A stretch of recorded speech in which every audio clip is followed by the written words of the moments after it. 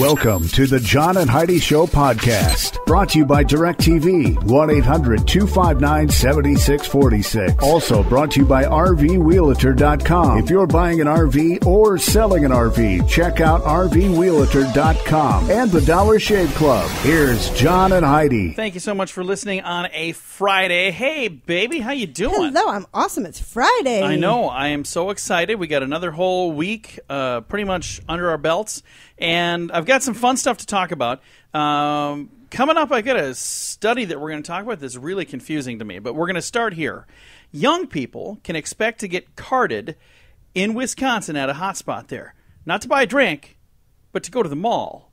The Mayfield Mall, southwest of Milwaukee, is a popular place with teens, but if they want to hang out, they have to show their ID. Mall officials are concerned that rowdy teenagers might be driving away, paying customers, so they're making them, I don't know what they're doing. They're IDing them for something. I could see that. I don't know if they have to be a certain age. I'm not sure exactly what they're doing there. So maybe they just need to get their ID. I have no idea. It's not like it was back in the 80s where... Yeah, you'd hang out there all day. And maybe it is there. Maybe that's what they're doing. I mean, maybe, but were we causing problems as kids? I don't remember. I'm assuming you I probably was, yeah. All right. Coming up, we got a very interesting study to chat about. That is on the way on this Friday. This portion of the program is brought to you by RVWheelator.com. If you're selling an RV, check out RVWheelator.com. They only get paid if they help you sell your RV. So what do you have to lose? And if you're buying an RV, you got to find the great deals at RVWheelator.com. Now back to the John and Heidi Show podcast. All right. I'm a little confused, I think. I don't really know exactly what to say about this. St. Louis University suggests that frequent driving might raise the risk of skin cancer, here's the weird part, on body parts used while steering. Okay, wouldn't that be hands? What other body parts do you use to steer? Well, you never I can know. tell you, I know there have been times where I'm driving, I'll put my your knee on the steering wheel, But does that mean that I have a higher chance of skin cancer on my knee then?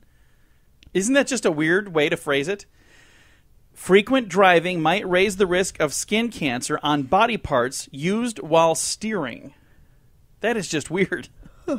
Maybe there are some disabled people that don't have hands that have to drive with their feet. Okay. That could be.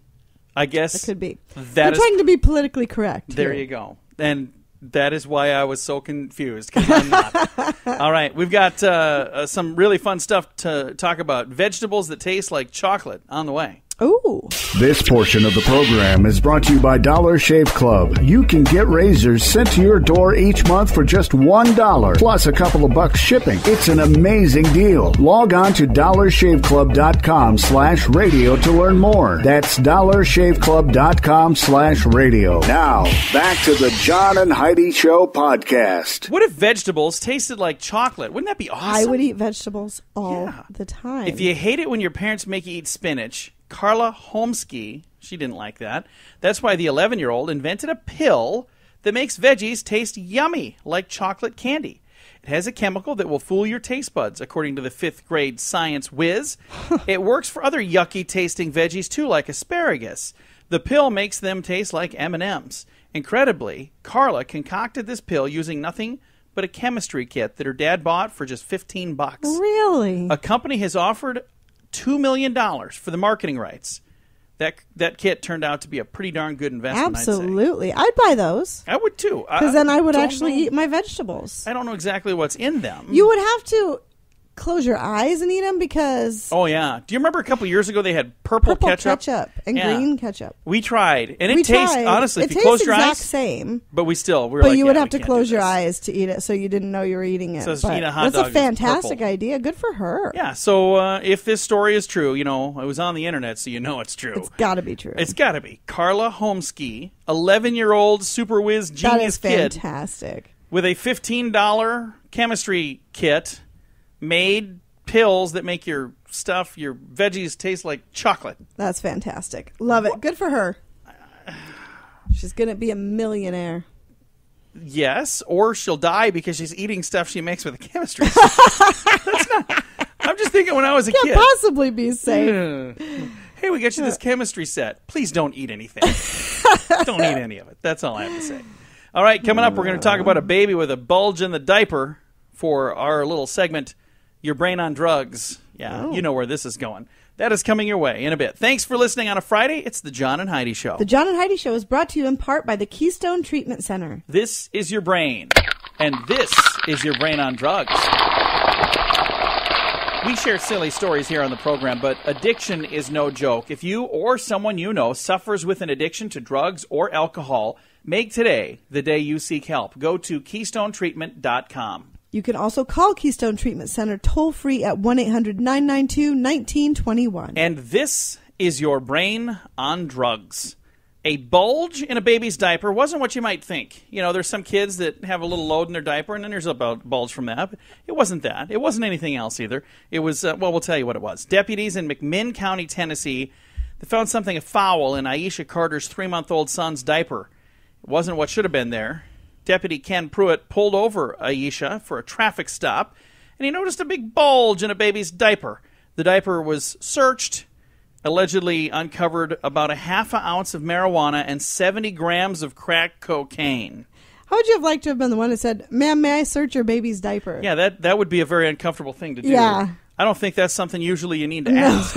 I wouldn't want to. Mom's out on bail, baby's now with grandma. So there you go. That baby had crack in his diaper. A lot of babies have a crack in their diaper, but this one had, real crack. That's just awful. All right, coming up, we're going to talk about a football helmet. Does it protect you from stupidity? Probably not. We're going to chat about it.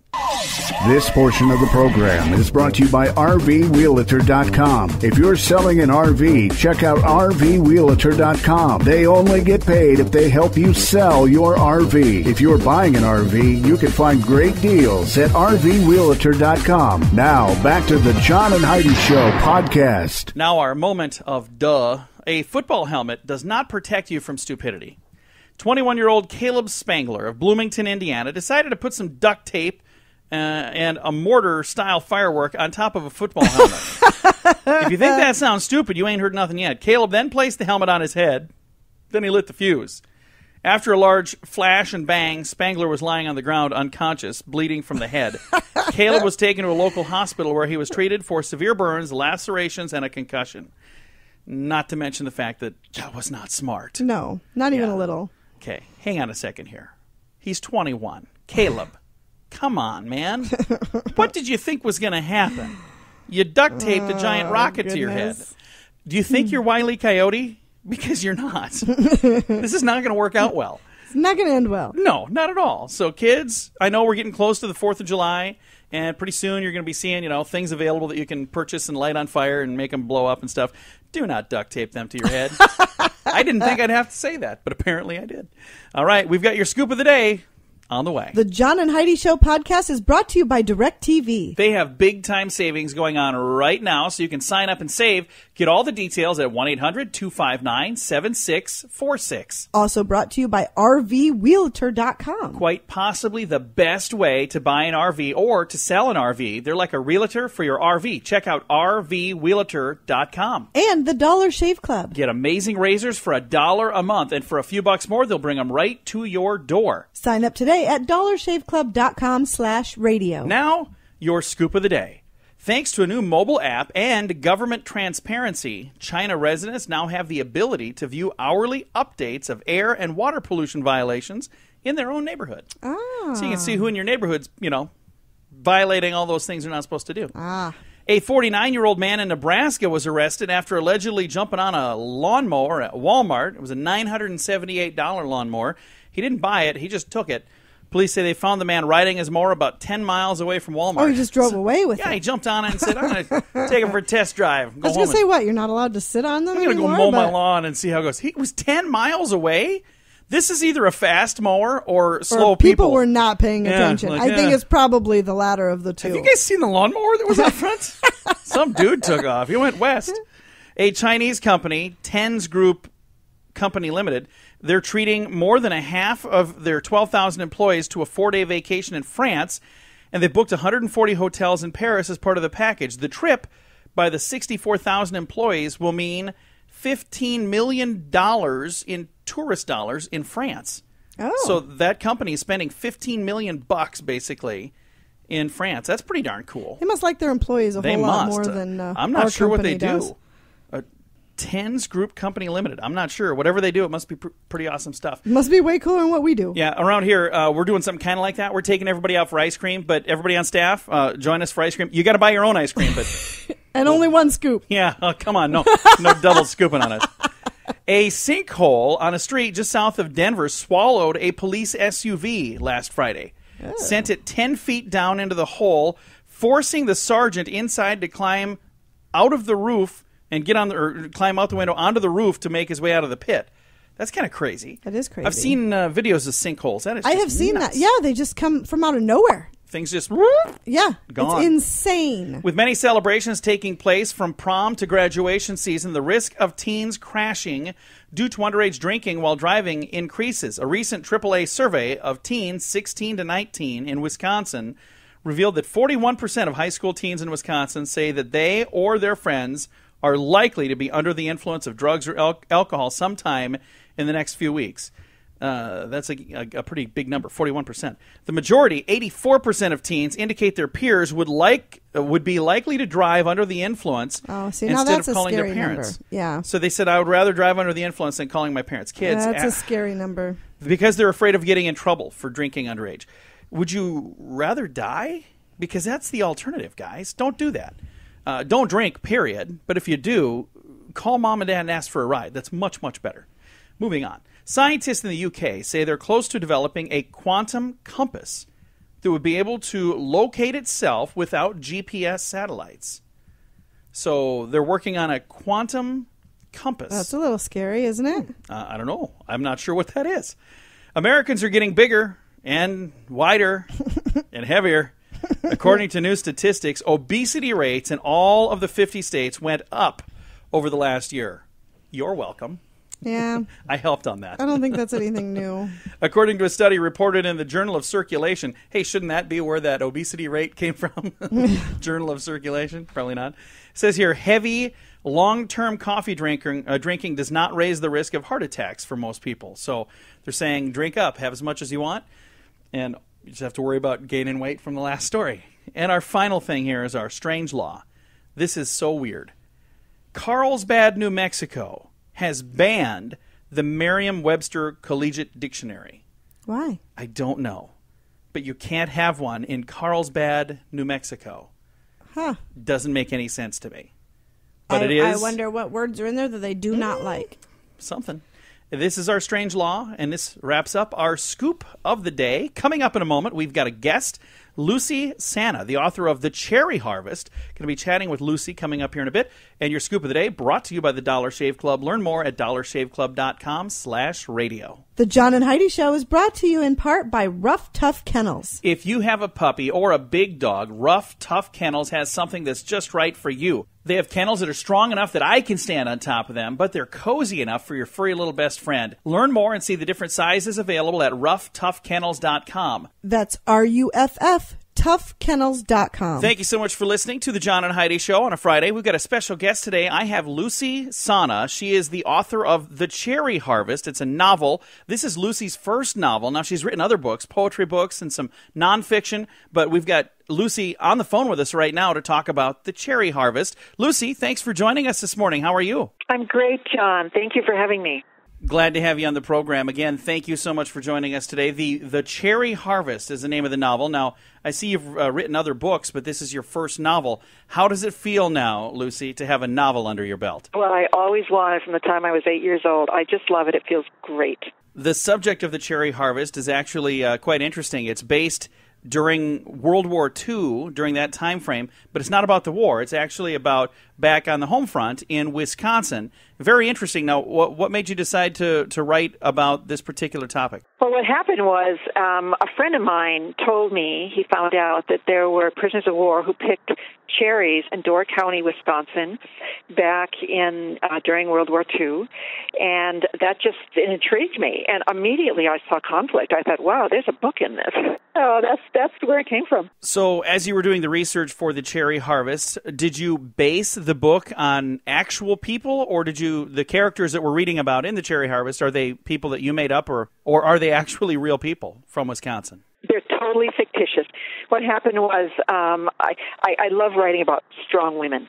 And so this is in two voices. Both women are very strong. So I wanted to start with a strong woman, and because she was going to have prisoners of war, German prisoners of war, on her land, I gave her a son over in Europe fighting. So the main story was their story. And then I also wanted to give her a daughter to bring some other attraction, some other worry to the reader about what might happen with these guys out there who are prisoners. So then I had to give Kate a story, and Thomas's story, he's the husband, came a little bit more slowly, but they're all very fictitious. The place is not fictitious. The time is not fictitious. I did a lot of research, but the characters definitely are. Very cool. So it was set in a time that really happened, in a place that this really happened, but by having characters that you made up, you can make it as interesting as you want to make it. So you're not bound by history to tell a boring story. You can make it fun, which you did. Again, we've got the author of The Cherry Harvest, Lucy Sanna. Now, this is your first novel. You've got poetry books. You've got some nonfiction books. Was it quite a bit different doing a novel? How much different was it than the other works that you've done? It's very different. Although I have to say, basically, I'm a science writer, so I brought a lot of the research, scientific research, into it. I love research, and that was very fun. But it's much more fun. It's much more difficult and much more fun for me to write fiction than nonfiction, because it's very freeing. It's very freeing. I just love it. Again, visiting with the author of The Cherry Harvest. It's a novel from Lucy Sanna. Thank you again for joining us today. The book is based in Wisconsin during World War II, and it's a very interesting story.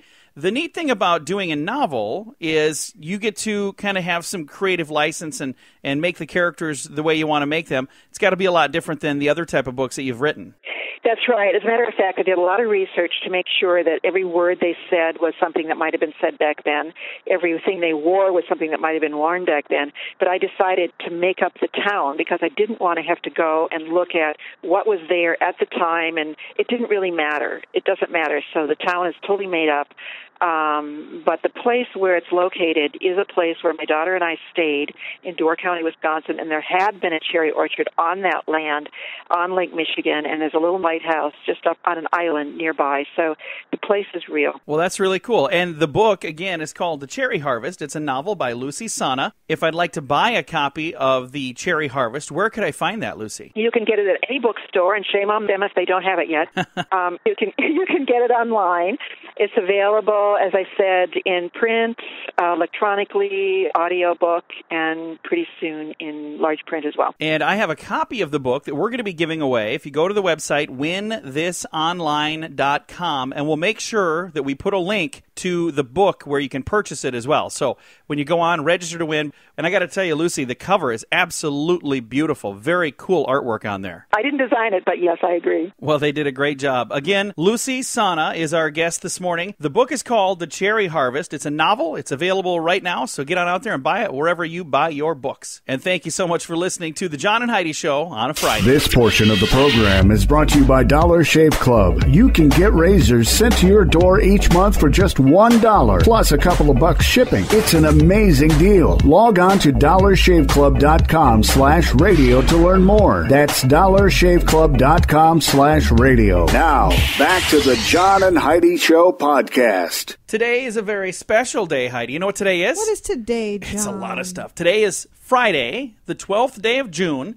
It is Banana Split Day, Crowded Nest Awareness Day, National Lemonade Day, Loving Day, National Jerky Day, National Peanut Butter Cookie Day, Superman Day, World Day Against Child Labor, and Poultry Day. Wow, that's a lot of stuff in one day. Of all of those things, How the on ones that earth I are will we going to celebrate. celebrate Well, all of these? I'm not going to do that one. I'm not a big fan of banana splits. Never have been. You know, I don't It's not love that them. I don't.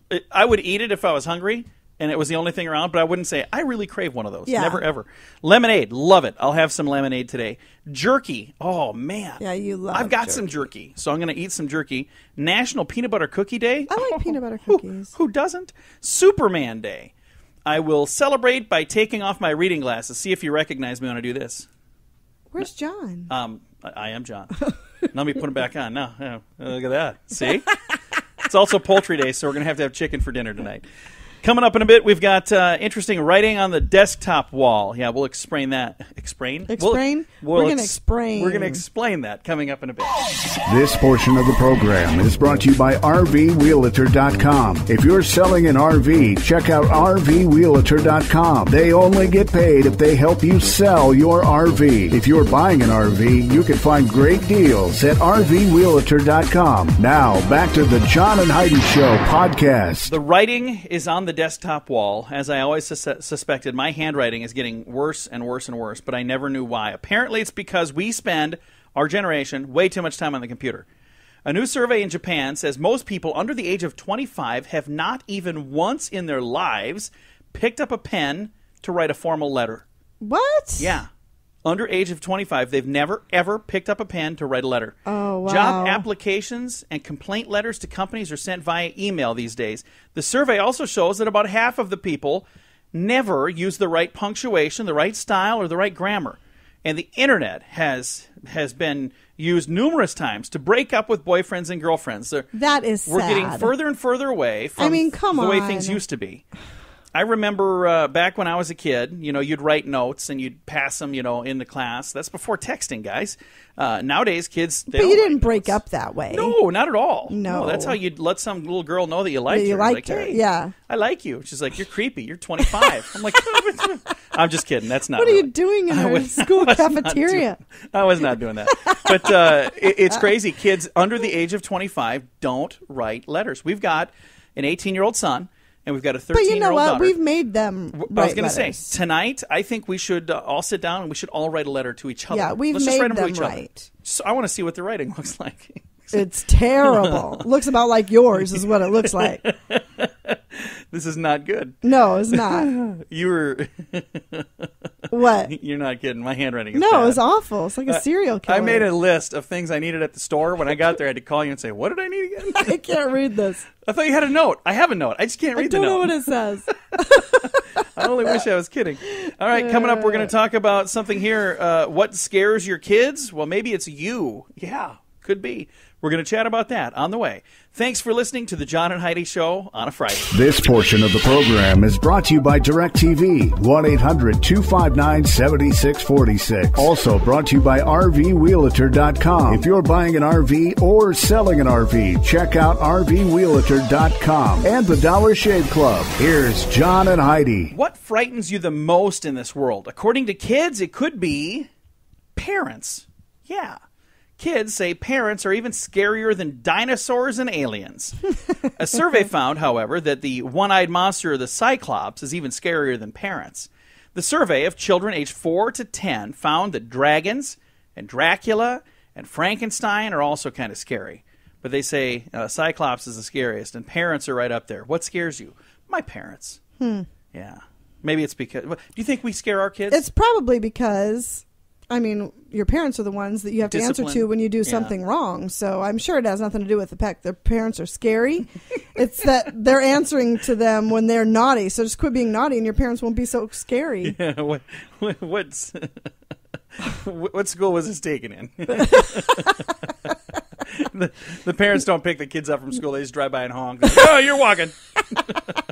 All right, we're going to talk about what you can do to fix your marriage in 31 simple days.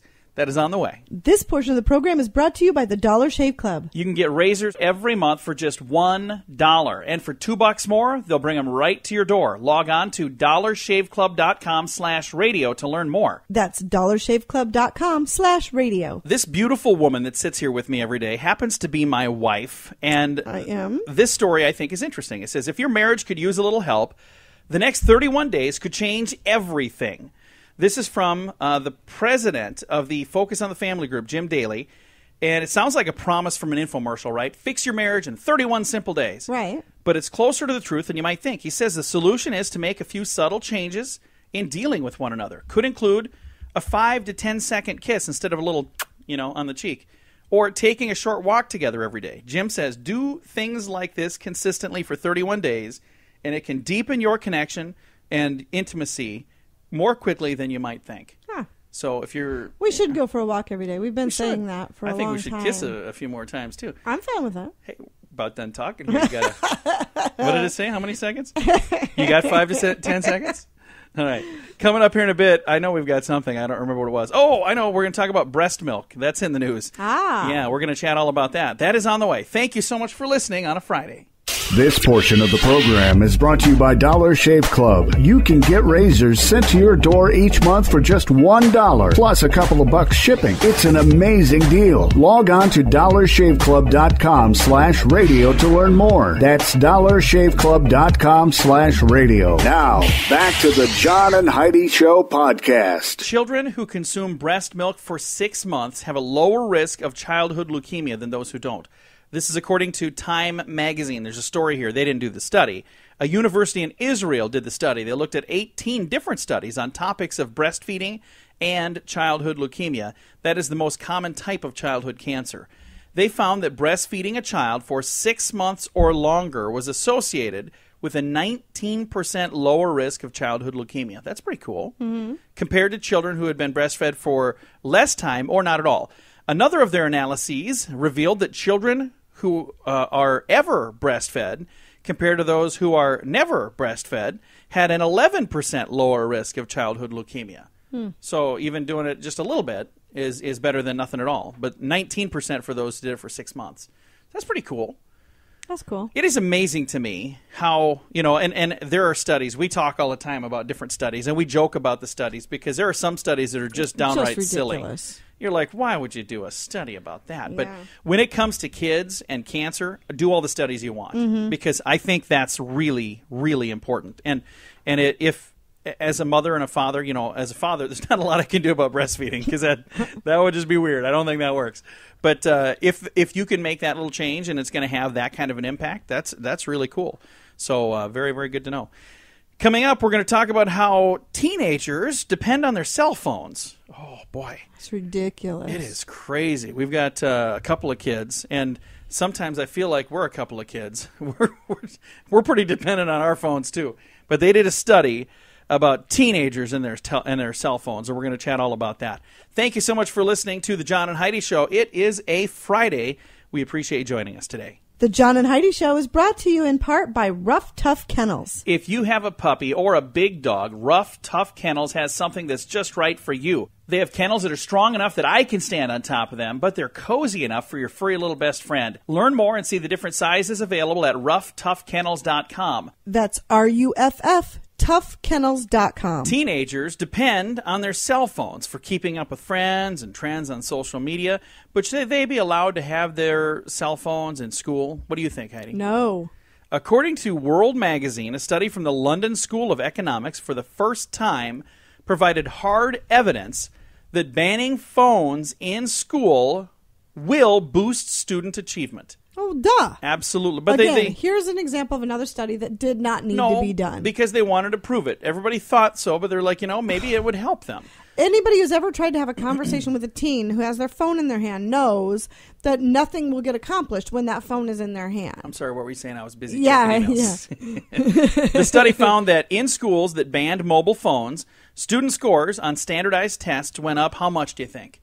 What percentage? 32%. No, 6.4%. But I like the optimism. 6.4% on average. Lower performing students benefited the most from phone bans. So kids that needed the most help were the ones probably that didn't like that they got rid of the phones, but it actually helped them more than the kids that didn't need as much help. So there you go. We've got a daughter that's 13. We've got a son that's 18. They are on those phones all the time. Yes. I'm not saying that we're not because we are, but it's different. I remember our daughter, we took her phone away, and I thought that she was possessed. Oh, good Lord. She was freaking out like crazy. It was awful. Yeah, it was like, it was almost like you were taken away. I expected her head to start spinning and pea soup to start coming out. It was miserable. Yeah, it wasn't experience. Good. So teenagers, depending on their phones, nowadays, like I said, the schools that are banning them, they're seeing higher test results. There you go. So we got a weekend upon us here. Get out there, enjoy it. It's time to say goodbye, Heidi. Goodbye, Heidi. Goodbye, everybody. Have a great day. Thank you so much for joining us on a Friday edition of the John and Heidi Show. Got a couple fun things to talk about in our bonus break for those of you who tune in to the John and Heidi podcast. So if you're a part of that, check that out through Sprecher.com. And thank you so much for joining us on a Friday edition of the John and Heidi Show. Time now for the bonus break. Only available here on the John and Heidi Show podcast. And the bonus break is brought to you by the Dollar Shave Club. They love to give you bonuses, Heidi. They love it. Yeah. I mean, it makes them so darn happy because, first of all, it's $1 a month to be a part of the club. And they'll give you 5 razors every month. They send out the new blades every single month, $2 for shipping, so it's a total of $3. I mean, that's a bargain in itself. It is. But then when you get your package, quite often they'll have some extra little thing, a little bonus snuck in there.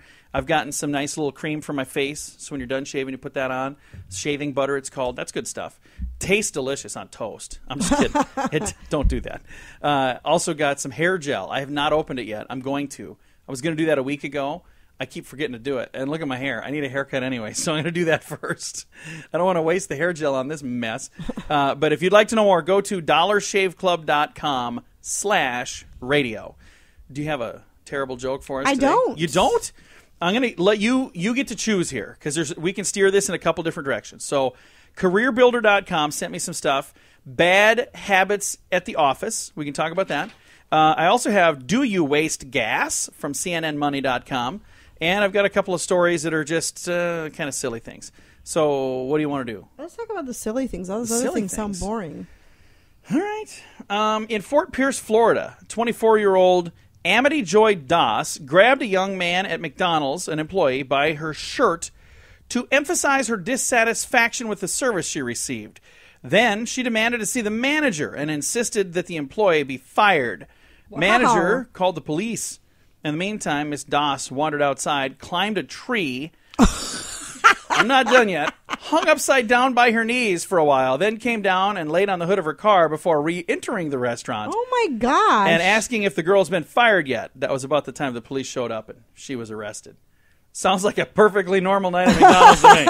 I mean, what was weird about that? Wow. All right, she must have been on something. Oh, had to be. All right. Must have seemed like a good idea at the time, but still it landed 21-year-old Mark Antoine Stovall in Mesa, Arizona jail. His big plan was to pretend to be a new employee at a 7-Eleven so he could learn to use a cash register. And my gosh. So anyway, he was planning on coming back to steal stuff. He successfully conned a female clerk working at the store that I'm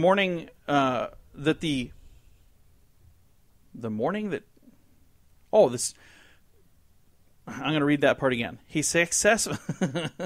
Aren't you glad we have this bonus break? He successfully conned the female clerk working at the store that morning who trained him, but Mark returned to the store twice that same day to make purchases. On his final visit, the clerk commented on his photo ID when he was trying to buy beer. That's when he allegedly pulled a gun and forced the woman into a bathroom. Mark then pretended to be the store clerk for a while, helping customers, and then a real clerk broke free and emerged with a gun. He fled with stolen money, but police caught up with him and arrested him in Phoenix. He now faces charges of armed robbery, kidnapping, third-degree burglary, and he later admitted to all of these charges during a police interview. He's also going to be the Employee of the Month. I was going to say, at least he stuck around and helped customers. He's going to lock you back here in this thing. Meanwhile, I'm going to just be a cashier because I've always wanted to do that. All right. Anything more that we want, or are we done? I think we're good. All right. That's going to do it. It's a Friday. We got stuff to do. Busy weekend. Lots of fun stuff. Hopefully you have a lot of fun things to do, too. If you don't, you should go find some fun stuff to do. It's a weekend. You deserve it. Get out there and have fun. Absolutely. All right. We'll be back here Monday morning. We'll be slaving away, working as hard as we can to bring you this fabulous, fine entertainment that we like to call the John and Heidi Show.